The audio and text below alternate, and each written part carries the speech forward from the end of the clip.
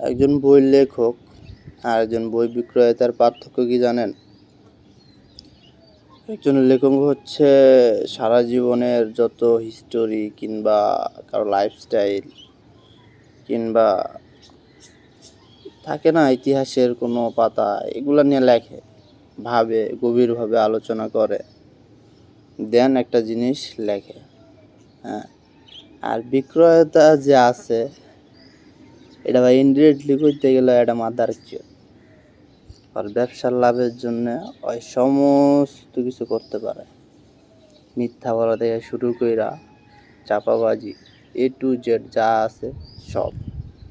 হ্যাঁ, আর এই মাগুয়ার পোলাগুরে কই তোরা বই নিয়ে যা শুরু করছস, মাগুয়ার পোলারা একটা বই এটা বার করছস তুই কেমনে কি? এটি তো এখন ChatGPT আছে, গুগলে জিমিনি আছে, এটি তো চলে ভাই, এটি লাগে না, এটি চলে।